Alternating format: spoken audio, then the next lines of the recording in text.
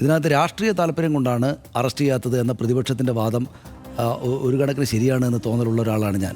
കേരള പോലീസിന് ഈസി ആയിട്ട് ഇയാളെ അറസ്റ്റ് ചെയ്യാവുന്നതേ ഉള്ളൂ.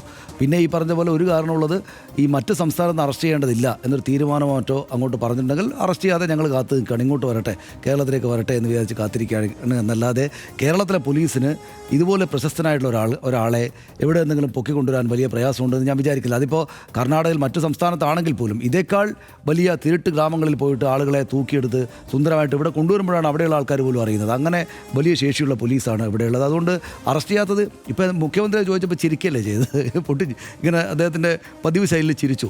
എന്താ ആർക്കപ്പോൾ തിരക്ക്, നിങ്ങളിങ്ങോട്ട് തന്നേക്ക്, അങ്ങനെയാണെങ്കിൽ ഞങ്ങൾ അറസ്റ്റ് ചെയ്യാം എന്നാണ്. എന്ന് വെച്ചാൽ ഞങ്ങൾക്ക് തിരക്കൊന്നുമില്ല. കാരണം എന്താ വെച്ചാൽ ഇലക്ഷനാണ്, ഈ കാര്യം ഇങ്ങനെ പുകഞ്ഞു നിന്ന് കഴിഞ്ഞാൽ ഞങ്ങൾക്കാണ് ഗുണകരമായിട്ടുള്ള കാര്യം. അതുകൊണ്ട് അവിടെ കിടക്കട്ടെ എന്ന് വരുമ്പോൾ, കേരളത്തിനകത്തേക്കോ മറ്റോ വരുമ്പോൾ വാമോനെ എന്ന് പറഞ്ഞ് വണ്ടി കൂട്ടിക്കൊണ്ടുവരാമെന്നാണ് അവർ വിചാരിക്കുന്നതെന്നാണ് എനിക്ക് തോന്നുന്നത്. എന്ന് വെച്ചാൽ വി.ഡി. സതീശനും മറ്റുള്ളവരും പറയുന്ന, അബിൻ വർക്കി അടക്കമുള്ള ആളുകൾ പറഞ്ഞ ഇത് രാഷ്ട്രീയ താല്പര്യത്തോടെ മറ്റ് രാഷ്ട്രീയ പ്രശ്നങ്ങളൊരൽപ്പം പിന്നിലേക്ക് പോട്ടെ എന്ന് കണക്കാക്കിയിട്ട് പോലീസ് അറസ്റ്റ് ചെയ്യാത്തതാണ് എന്ന പ്രതിപക്ഷത്തിൻ്റെ വേർഷനോടാണ് എനിക്കൊരു ആഭിമുഖ്യം തോന്നുന്നത്. പിന്നെ ഇതിനകത്ത് രാഹുൽ മാങ്കൂട്ടത്തിൽ തീർന്നു എന്ന കാര്യത്തിൽ എനിക്ക് യാതൊരു സംശയമില്ല കേട്ടോ. അതായത് അയാളുണ്ടാക്കിയ ഭയത്തിൻ്റെ അന്തരീക്ഷം അവിടെ ഉണ്ടോ എന്ന് ചോദിച്ചു കഴിഞ്ഞാൽ അതുകൊണ്ടല്ല. അത് എനിക്ക് തോന്നുന്ന തെരഞ്ഞെടുപ്പ് ആയതുകൊണ്ട് ഈ കാര്യങ്ങളിൽ നമ്മൾ വല്ലാതെ ഫോക്കസ് ചെയ്യേണ്ടെന്ന് കരുതിയിട്ടായിരിക്കും അത് സംസാരിച്ചിട്ടുണ്ടാവുക. ഇപ്പോൾ നമ്മളിപ്പോൾ രാഹുൽ മാങ്കൂട്ടത്തിൻ്റെ പോസ്റ്റ്, മാത്യു കുഴൽനാടൻ്റെ പോസ്റ്റ് പോലും അദ്ദേഹം എഴുതിയതല്ല.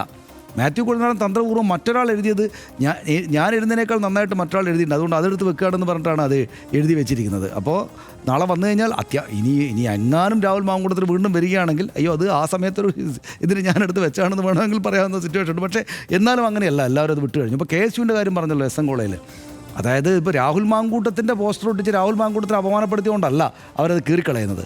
KSUവിനെ അപമാനപ്പെടുത്താൻ വേണ്ടി SFIക്കാർ ഇത് ഒട്ടിച്ചു വെച്ചുകൊണ്ടാണ്, അല്ലാതെ രാഹുൽ മാങ്കൂട്ടത്തോടുള്ള സ്നേഹം കൊണ്ടല്ല എന്ന് നമ്മൾ കണക്കാക്കണം.